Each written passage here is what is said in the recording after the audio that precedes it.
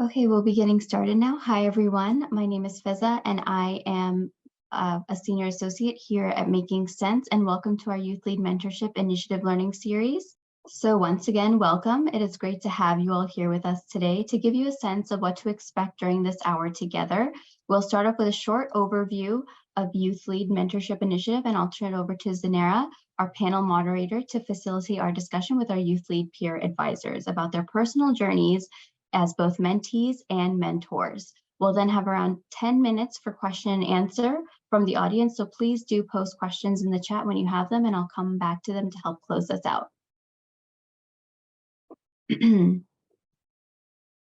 YouthLead's Mentorship Initiative focuses on connecting youth to content, learning resources, and mentorship networks. We do not offer direct mentor matching, but the goal of our approach is to enhance leadership skills and support professional growth within the sphere of mentorship.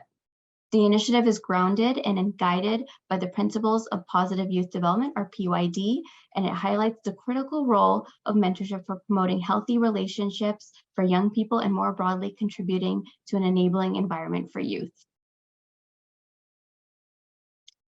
So under the mentorship resources component, we also house our learning event series, which are live events that we host quarterly, like this one. The learning event series was developed through the feedback that we received from YouthLead members during the mentorship initiative launch. Our learning events focus on learning from established mentorship tools and frameworks, furthering the development of mentorship knowledge and practices, and applying practical mentoring advice or information. You can learn more about the YouthLead Mentorship Initiative series and by visiting us online through the link that my colleague Ben has sent in the chat. And you can also watch our previous learning events recordings here. We've covered topics such as finding, assessing, and approaching mentors, and mentorship across cultures, as well as listening and mentorship relationships. And with that, I will turn it over to our panel for today. Our facilitator is Zanera Ali, our Atlas Core Fellow. Thank you so much, Feza, and welcome everyone. Thank you so much for joining us today for this session. We have an amazing panel for the discussion on the topic today, so I will start by introducing them in no particular order. We have Shatutunde Oladimeji from Nigeria. We also have Shana Kai Wright-Won from Jamaica. We have Anais Salazar from Guatemala, and we also have Chiranti from Sri Lanka, and God knows from Zimbabwe. Thank you so much, our wonderful panelists, for joining us for this discussion. I'd like to start off the conversation with what inspired you to become involved in what you're currently doing, and what impact has the mentorship support you received on you and your goals in achieving what you're doing. Oladimeji, do you have any thoughts on what you've been doing and how mentorship support has helped you with that? Thank you, Zunaira. Greetings, everyone. Good afternoon, good morning, good evening from all over the world. With regards to your question, unarguably, there would always be a time where you are lost. There would be a time in your life where you do not know what you want to do. You might seem confused. And that is where mentorship actually comes into play. That is where you have someone that could help you to navigate your life, to reshape your existence, to repurpose your goal. So personally, this has proven very, very pivotal for me, because a couple of times I've always been lost in between what to do, what action to take. But fortunately for me, I've always been privileged to be surrounded by people that stood in to help me navigate my path. So having benefited from some of these things, I think giving back, helping those that are coming behind to groom them, to grow, is also something that everyone should be committed to. So yeah, that is how I've benefited from mentorship, and of course, I'm willing to give back through that venue.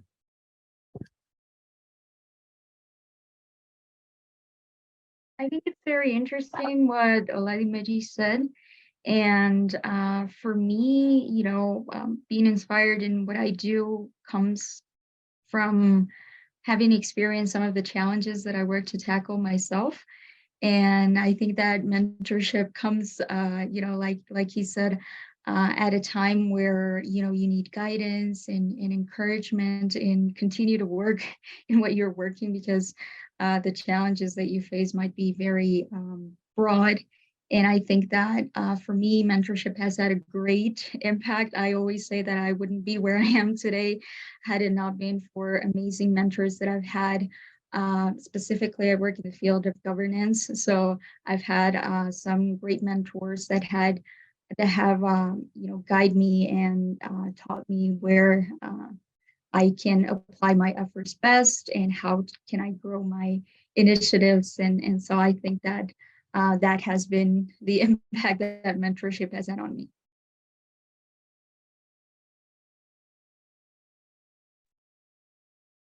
If I could add something, I think I want to actually. Thank you so much. Sorry, goodness. Yes, please go ahead. No problem.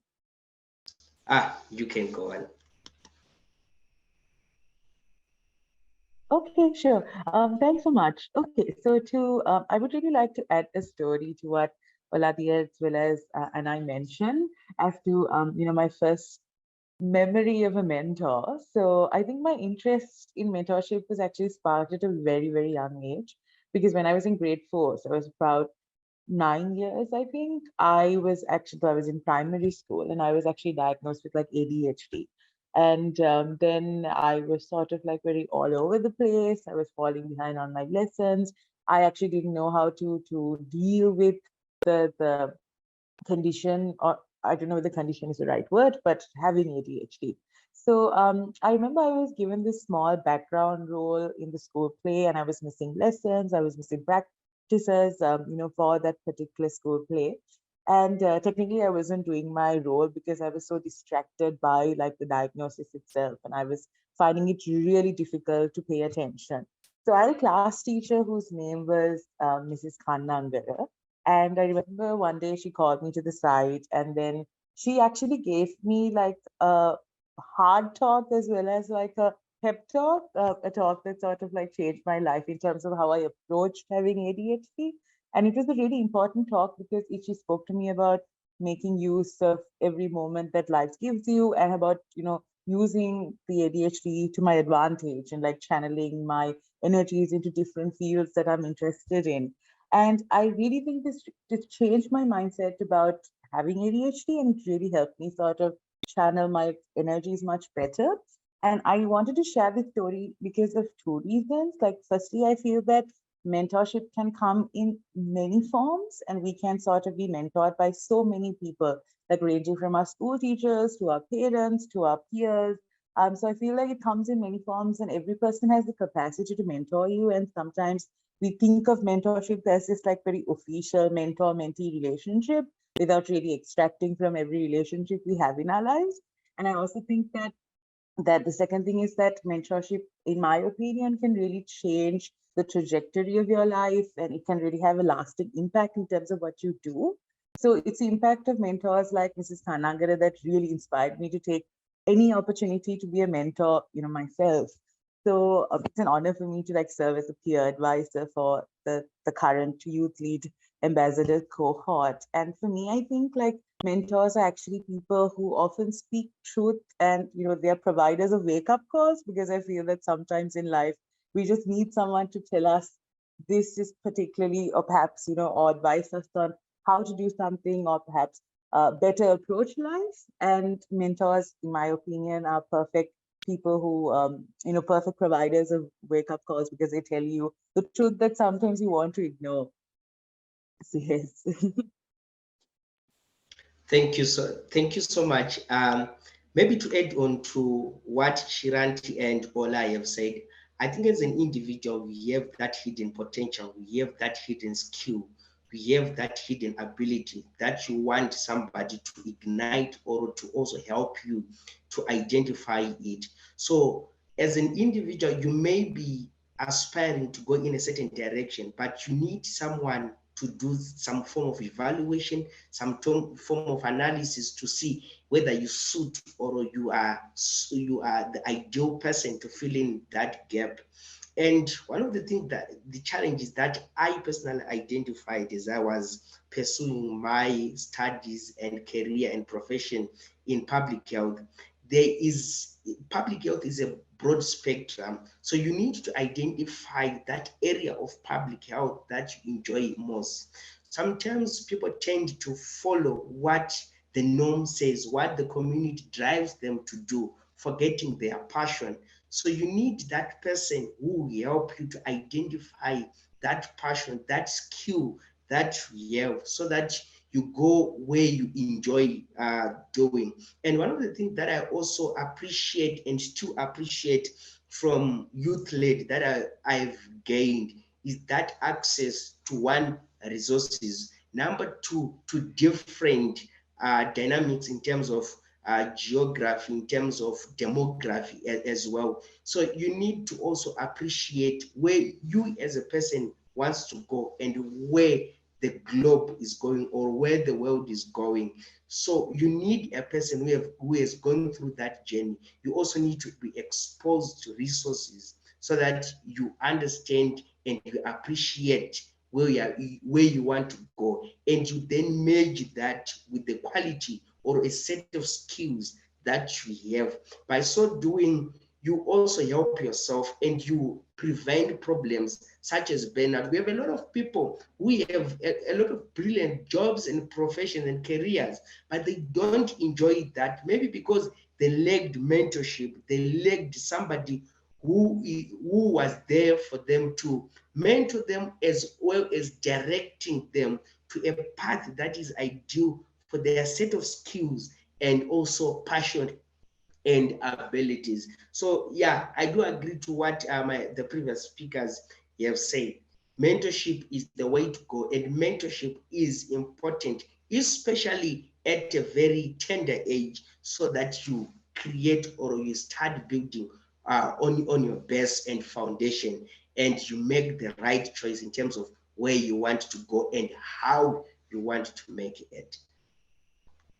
All right, great. Good morning, good afternoon, good evening, everyone. It's interesting based on how Shira's positioning of her engagement or early introduction to mentorship was. But I stepped into the whole mentorship space well late in life, or late in my life, where I would have gone through primary, high school and everything, and I would have been engaging with persons, but I didn't understand the structure of mentorship. So I would have had a teacher in sixth form at high school, that's grade 12 for some persons. And I was just inspired by her. You know, she made me fall in love with marketing at the time. And so just interacting with her, and which I still do up to today, I now can understand that that was mentorship. Throughout college, I would have been a part of a number of committees and programs and so on. I was inspired, and I was being inspired by persons in later years at school than myself. But since I've started working in the capacity that I am now, which is youth empowerment, youth development, and financial literacy, focusing a lot on young people, I've seen where there has been some informal mentorship all through my life.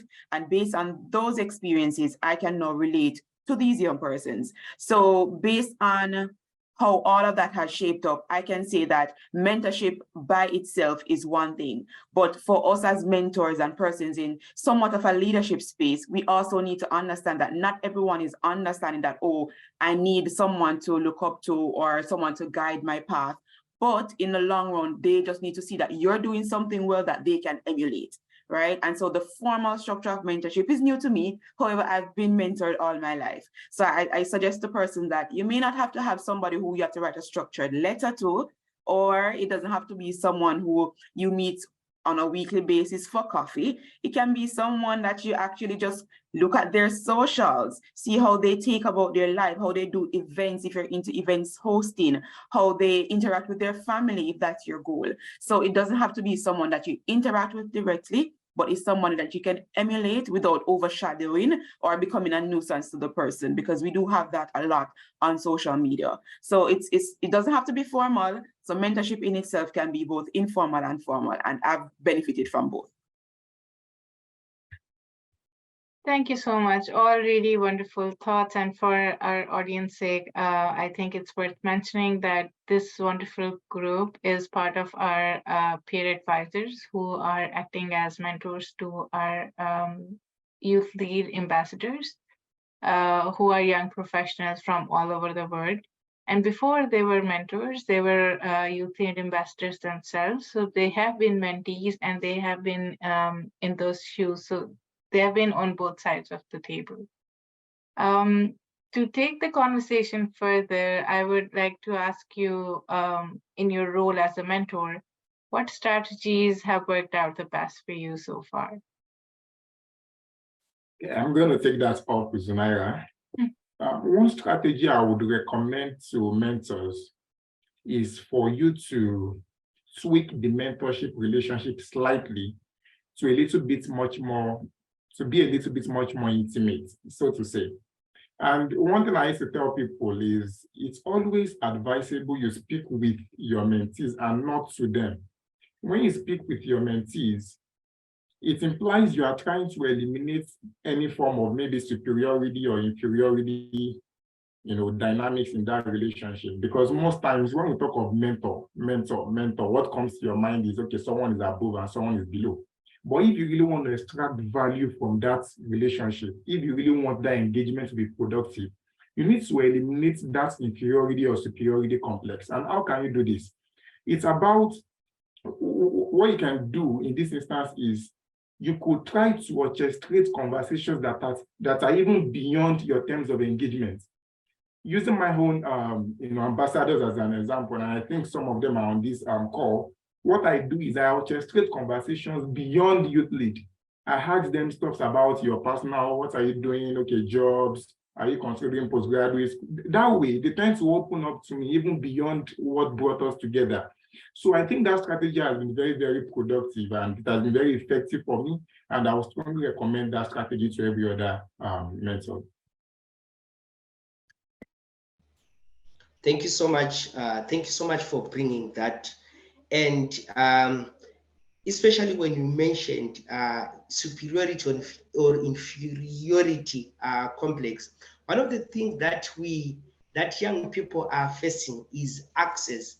So as they try to gain access, some may actually look down upon themselves and give them a barricade already to say they can't do that. I'll give my example. I grew up in a camp setup where children from that camp were looked down upon. But I tell you, I had that intrinsic motivation and I just told myself that I have to overcome these barriers beyond the boundaries that I have as somebody who lived in a camp, but I have to look up to myself, maybe at a global level. So that's the point I started to look for these mentorship opportunities, for example, YouthLead and YouthLead and other opportunities.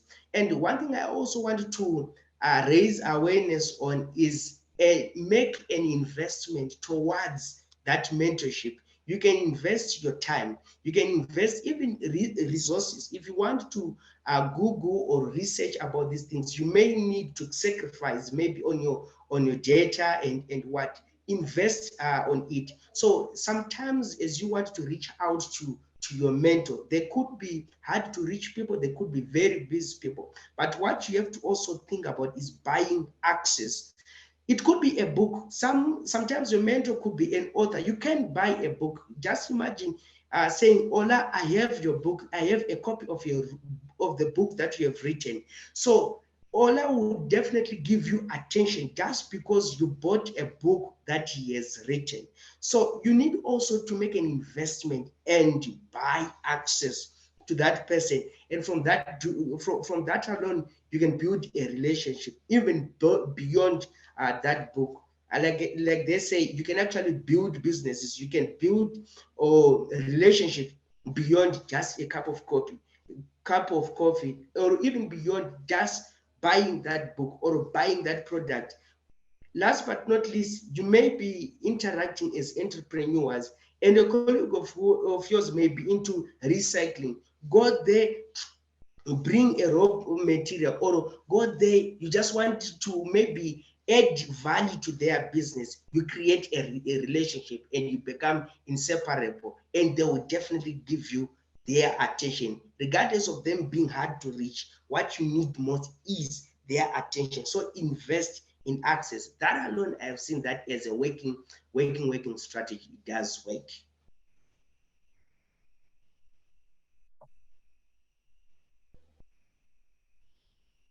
So maybe I can go next and share across three strategies that I think have personally worked for me.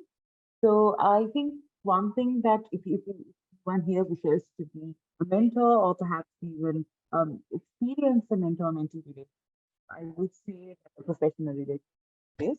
I would say the first strategy that has worked for me is sort of realizing and recognizing that you as a mentor and your mentee are equal partners in this professional relationship. Because when you keep considering, the professional relationship from a very labor-based point of view, okay, I'm the mentor, so therefore I'm the one who, let's say, is perhaps more knowledgeable or perhaps more learned or more having more expertise in the field, and hence that makes me superior in this relationship. Therefore, it always is like a one-way conversation that is happening between the mentor and the mentee. I think that actually reduces the capacity to form, as what Oladi mentioned, like intimate relationships, human connections between the mentor and the mentee. So I think recognizing both recognizing the both recognizing that both the mentor and the mentee are equal partners is absolutely important, in my opinion. And the second strategy that has worked for me is sort of being empathetic to the situations that your mentees face. And what I mean by that is, especially if you're in a long-term mentorship, relationship, it could be over months or over years. The situation and circumstances of yourself and your mentee both change. You could have perhaps a person falling ill of themselves, or them having an ill family member, or them going through some sort of life crisis. So it's important that you sort of are empathetic in terms of how you approach these difficulties in your mentee's life. But at the same time, I also believe that where it is necessary, you should be firm and you should communicate your intentions and your, let's say, sort of necessary requirements of the relationship clearly to avoid misunderstanding. Like, for example, if you're having a circumstance where your mentee is sort of taking your time for granted, you would schedule meetings, conversations, and they don't turn up without informing you. So if you have situations like that where you feel like your time is not being valued, then I feel that it's important to communicate your feelings as well very clearly. And I think the third strategy that has worked for me is sort of approaching like this professional relationship as like a two-way learning process and a mutual growth process, because that enables you to sort of grow from the relationship as well. Because I've spoken to mentors who feel like, who feel very drained when they serve as mentors because they feel like they are not going through the experience. It's all like a giving process. But when you consider it to be like a two-way growth process, that makes you invested in the relationship also, the professional relationship. So that, like, those are three strategies that have worked for me. I feel those are very good strategies. I relate to a lot of what you guys have been sharing, and I think it's really important what Oladi said, what Shira just emphasized, that leveled communication. It's not about a hierarchy. It's more about like an encouraging and guiding figure. So I relate a lot to that.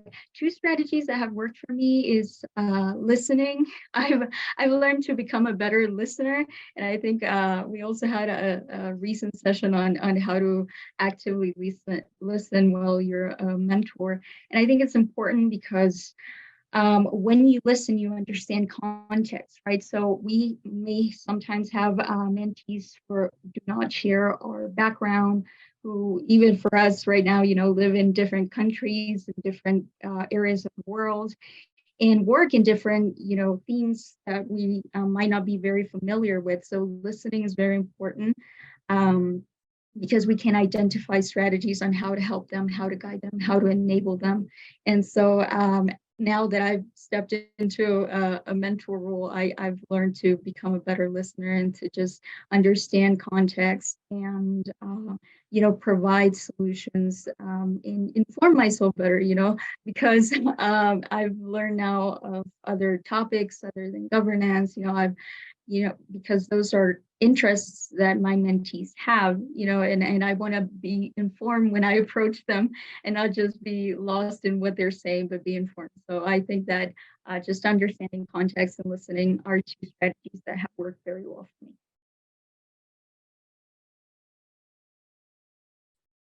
I think on my end, in terms of the strategies, I've been blessed with good mentees, first of all, and they keep me going.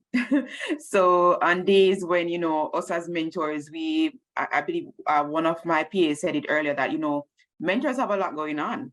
A lot of persons would want to reach out to us for different reasons, but we also have our personal lives. We also have our work. Some of us are doing school and family and work and everything. And so just the general understanding from our mentees that, look, this person also have a life. And so from my mentee standpoint, I've had my mentor literally say that, you know, this is going to be a rough month. It's end of financial year. And so we would not be able to connect. And so I have to understand, because I know I'm in a space where I can say, okay, this person is clearly not avoiding my calls or my messages, but they actually do have a lot going on. So I think understanding where exactly you are, whether it be you as a mentee or you as a mentor, understanding where you are and also communicating this, because we wouldn't want persons to feel like, you know, we're avoiding their calls or we're shutting them out. But if at the start of whatever season we're going through, we say to them that, look, I will not be available for this period. And so if you reach out to me, I may be a bit delayed in my responses, but I will respond. And I've had my mentees or persons who I interact with, they'll be like, listen, you can message Shanna, she's gonna be delayed, but she will reply, you know. So having them understand where you come from in that regard, because they understand that you have a lot going on in your own life. And so we have to be mindful too, and remember that we're all humans. We've all been battling a couple of years of COVID. We've all been battling, you know, just the life and work and things balanced. And so that understanding of where you are as a mentee and as a mentor is a very important strategy. All very valid and insightful comments. And I think it all comes down to the fact that mentor-mentee relationships are just human partnerships, and we all need to cater to each other's individual needs and commands. I'll move on to the next question. And since you guys have been both mentees and now serving as mentors yourself, so I'm interested in how your approach has changed during your transition from being a mentee to now a mentor. I can start with this question, just saying that, you know, emphasizing some of the points that I was saying before. As I have stepped into this role, I think that my approach to being a mentor now is just taking this best practices that I identified in mentors that I had myself, and just trying to build, you know, that mentor figure with those best practices. You know, some things that I like my mentors did for me, I want to do now for my mentees. And also just being mindful of creating this safe space, this safe communication where, as Chira said, there's a two-way learning, right? So I'm not here just to say how things should be done, but I'm also here to learn. If you have some valuable insights, you know, and as I said, if in your country, if in your particular field, some things work differently, I'm here to learn from that as well. So I have also grown a lot more comfortable with reflecting what, you know, on my experiences, what I have been doing good, what could have been done better also. So when you, you know, share your knowledge, I think that you also do that internal reflection of, you know, I could have approached this differently. So let me try to do this, or let me try to provide some mentorship on this topic on from another perspective and improve that. So I think that as I have taken the mentor role, I think that those are some things that I have been changing about myself, and also how I approach this experience. And it's been wonderful. Like Shanna said, I've been blessed with having great mentees who are just amazing young leaders, and I'm sure they're gonna you know, have many successes on their way. So I'm just blessed to be there to guide them and to reflect along with them. And just to piggyback on that point from Anay, let's say that we have these mentees who look up to us, right? And we would have been looking up to a mentor before. And what I can say too, even with my YouthLead experience, we had a mentor or a peer advisor at the time who was very much invested in us as persons, even before being a YouthLead ambassador. And I can throw it out here now that based on her interaction with us, 3 out of 4 of her YouthLead ambassadors came back as peer advisors. So I can say that she did an amazing job, you know. And so when we look on persons as our mentors and we can be involved in their journeys and they can impact us in such a way, we ourselves get to shine and to step out, and we can now say, okay, let me do what she did, but let me also do what I probably would have wanted her to do a little bit more of. Right. And so that is what we would have been seeing here. And so when we have great mentors, we become great mentees. And after all of that, we become better mentors. And so in order for us to be great mentors, we also have to look up to persons who, as I mentioned earlier, have those characteristics that we would want to emulate. So not because they're hip and popular and everybody wants a person to be a mentor, that means you're going to take them on. No, you look for the person that you definitely want to be inspired by. And if you become in their shoes, which we are here now as peer advisors, that we can say, okay, this is what my PA did. She did an amazing job. This is what I'm going to do, so that the persons on my team now could perhaps be in my shoes another time. And so we also have to look at this sustainability, this long-term approach, and understand that the entirety of mentorship is bigger than ourselves. We're impacting someone who will impact someone else. And so our interest or engagement with them should be so valuable that in 3 to 4 generations from the mentorship relationship, that our names are still being mentioned, because we would have created such a great foundation, such a great impact. And I think that is something that we could all take on now and in our role as mentors, so that we're impacting the generations to come. So that's the full approach for that. Thank you so much. Thank you so much for sharing those brilliant ideas.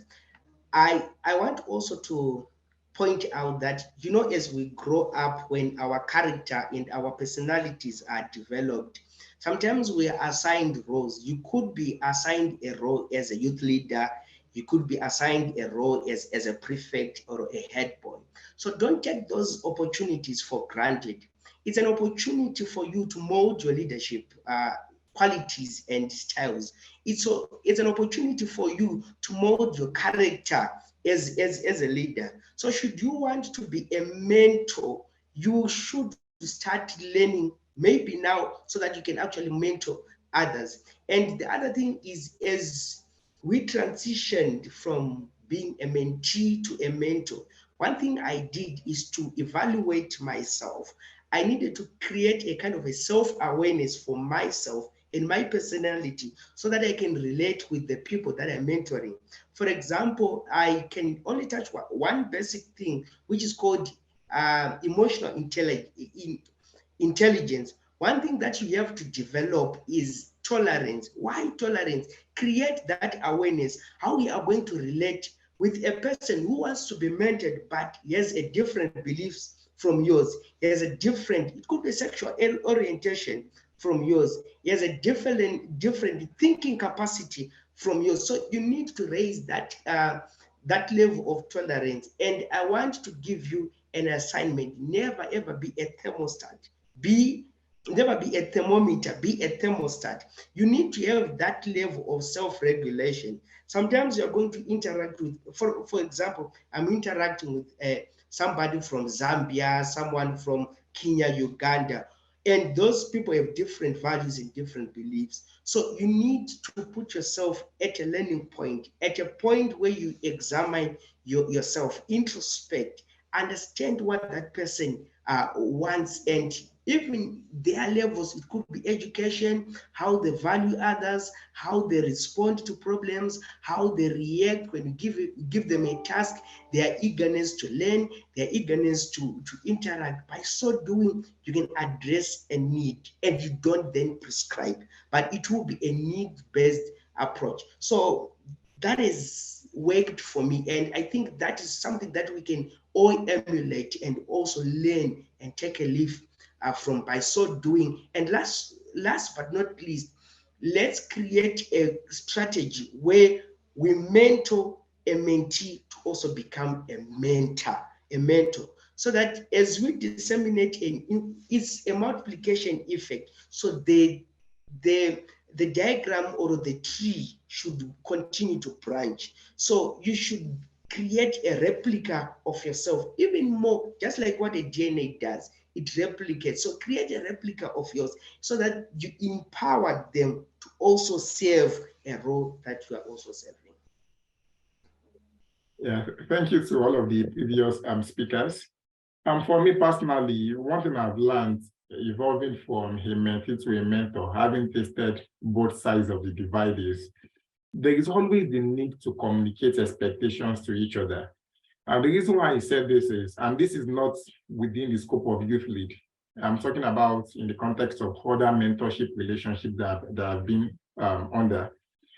When I was a mentee, I always have this thinking of, oh, what is going to take this mentor? What is going to cost him or her to probably create this time for me, to help me do so things, to help me review this document and stuff like that.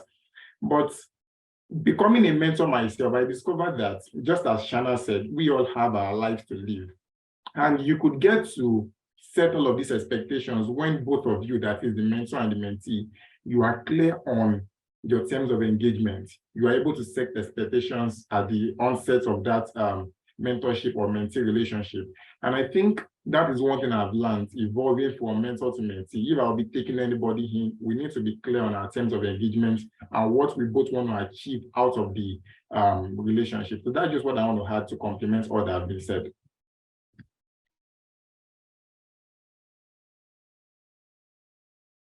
I think I'm the last to go on this subject. So I would like to just add that one sort of approach that I have taken when transitioning from being a mentee to a mentor is really focusing on value addition to this professional relationship. What I mean by that is taking effort and to evaluate whether or not you're bringing your best self to conversations that you're having with your mentee, time that you're spending with your mentee. And I think this seems like a pretty obvious one, but I wanted to share that because I feel that if you're going to be a mentor, you have to be strategic in terms of every interaction that you have, and you have to be careful in terms of how you sort of manage and navigate the professional relationship, because you do not, 1 minute.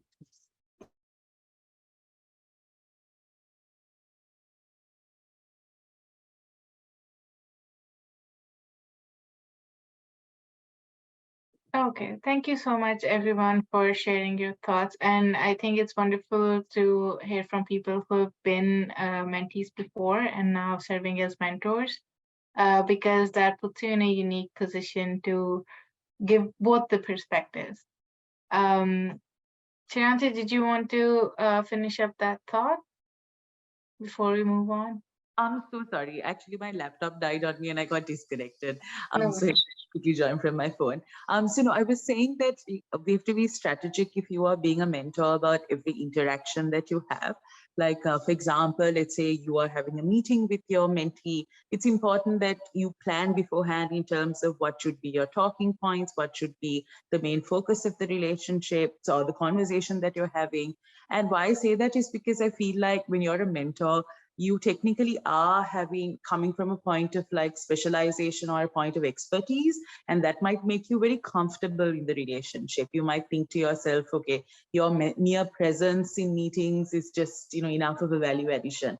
But it could be the case that, your mentee really isn't getting anything from you. So I think God knows already spoke about this, but something that works in those instances is receiving feedback and criticism. Sometimes feedback and criticism received might be unfair, where you might be receiving feedback that really doesn't apply to you because you have been trying to work hard at improving that aspect and you feel like you've given enough in that regard.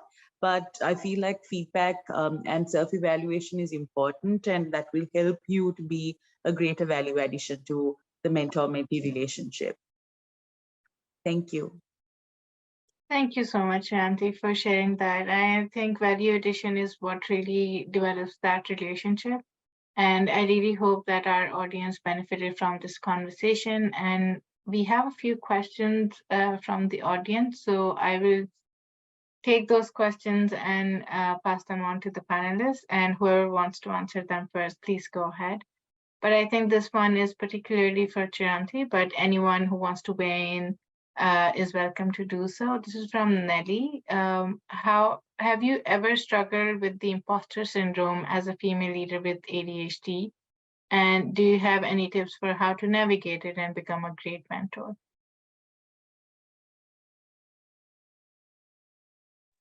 Hi, can I be heard? Yeah. Yes. Okay. Thank you so much for that question, Nelly. And I was actually thinking of what actually your question made me evaluate my, I would say, like development sector engagement journey. And I think imposter syndrome is actually becoming a very common experience now because we're living in a world of comparison, as in since we have quite a bit of access to other people's life journeys and their successes, I feel that imposter syndrome is becoming, I think, like a common experience that's felt everywhere. So if you are also experiencing it, just know that we've all felt like an imposter at a particular point of time in our lives.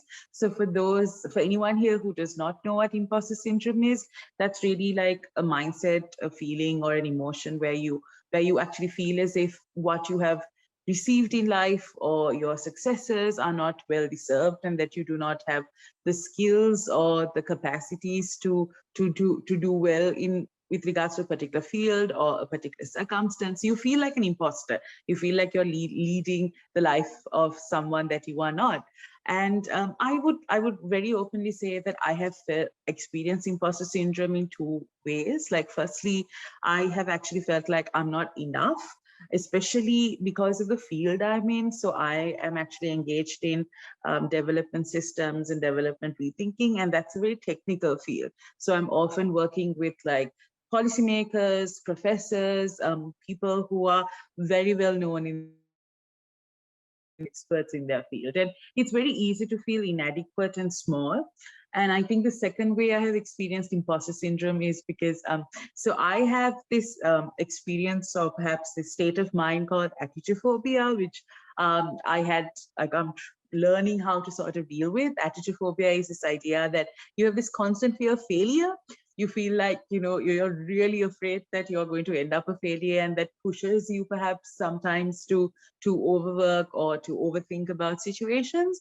And I wanted to openly speak about this because I think there are many people who actually have this fear of failure but don't know how to really tackle it. So I think two things that have really worked for me. One is coming to terms with the fact that everyone's life journey, everyone's timing is rather different from like one another. And that this gets really difficult to sort of accept because, as I mentioned before, you're living in an era of comparison, right?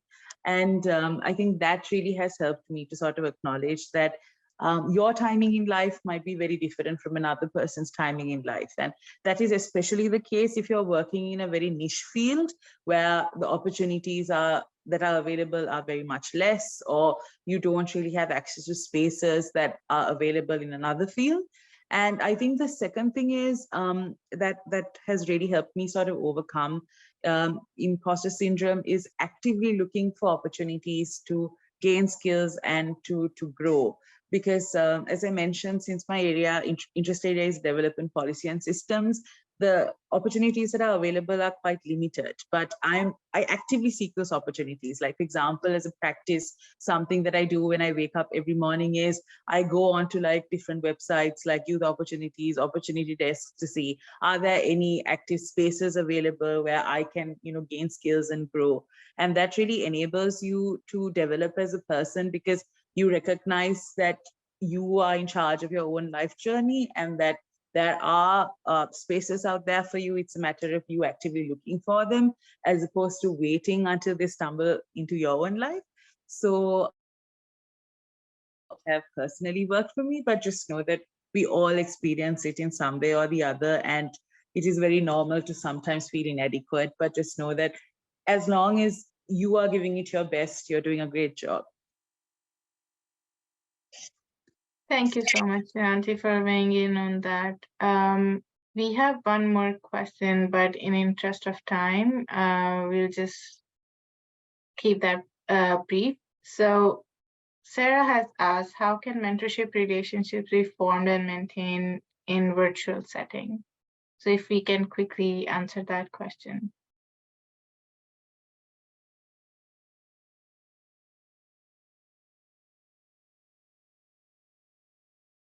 I think I'll just grab that one then. I think it's how mentorship relationship can be formed and maintained in virtual settings.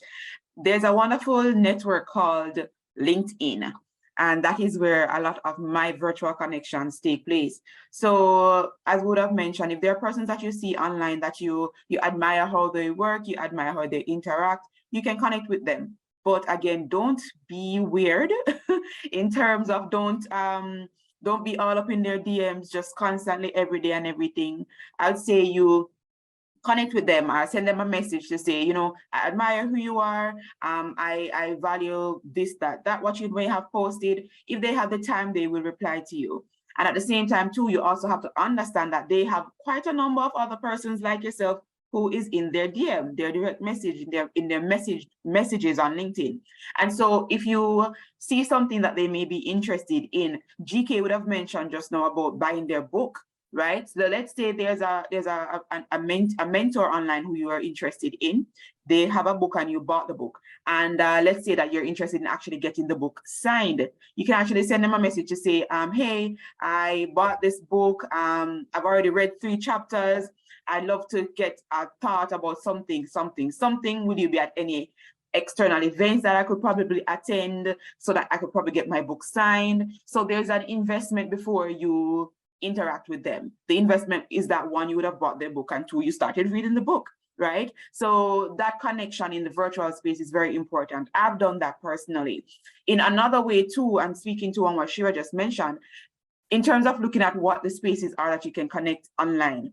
I found YouthLead because I was following a particular page that posted about YouthLead. I had no idea what YouthLead was prior to September 2020, I believe. And I follow its opportunities for youth. I'm in the youth space. I need to know what's happening in the youth space. And I saw it was on the deadline day actually. And I said, okay, what's the worst that could happen? Imposter syndrome naturally kicked in because I'm like, well, it's international. I'm based in small island of Jamaica. Ain't nobody going to call me, anybody gonna message me. This is not gonna make no sense. That's a Jamaican thing, right? It's not gonna make any sense. And so what I did, I did the application and I sent it off and said, okay, what's the worst that could happen? Well, I guess the worst that could happen is that here I am now as a peer advisor, now sharing in this space, right? And so we have to sometimes get out of our own heads and realize that, oh, we're either 1, not that important, or 2, we're that important, right? So you can look at it and spin it anyhow you want, but at the end of the day, you have to take the step. This is also me talking to me right now, because I have quite a few things lined up that I'm so scared to take on, because like, okay, who is going to take this up? Who is going to join me? Who is going to do this? But it's amazing the people out there who are waiting for you to get started to support you along your journey. And so to Sarah, I say, connect with the persons on LinkedIn. You can actually start by connecting with all of us peer advisors here. You'll be amazed how we support each other. No matter where Shira is in the world, whatever she posting, I'm going to comment on it. Ola is going to comment. We're going to support each other. And so that relationship has been built from our time as ambassadors, and here we are now. So you have to look at it as not just to say, okay, I'm connecting with the person virtually, but you connect with them and stay in touch and share updates and check in. And once they have the time, they will reply to you. Speaking from experience. Thank you so much, Shanna, for sharing that. And thank you everyone for sharing your knowledge with us today and participating in this roundtable. Thank you to our audience as well for joining in. I will hand it back to Fiza to share a little bit more about the mentorship initiative. Great, thank you so much. I want to thank Zanera, Godno, Shauna, Anai, Oladimeji, and Chiranti for such a rich discussion and for collaborating with us on this event. If you all enjoyed this as much as I did, the great news is that there are more events on the horizon. The YouthLead Mentorship Initiative will continue to host learning events like this and each quarter, and while we explore different aspects of mentorship and learn and grow together. I encourage you all to check back regularly to learn more about upcoming events, featured resources, and more about mentorship. We need you to help us grow the mentorship initiative. We invite all of our YouthLead members to share feedback with us about the page, recommended resources, or information about mentorship programs and networks that you have participated in and would like you to share with the YouthLead community. Also invite your friends and colleagues to explore this page. My colleague Ben will be sending the links again in the chat, but please again, visit YouthLead and share your thoughts with us. And thank you all so much again for joining this event.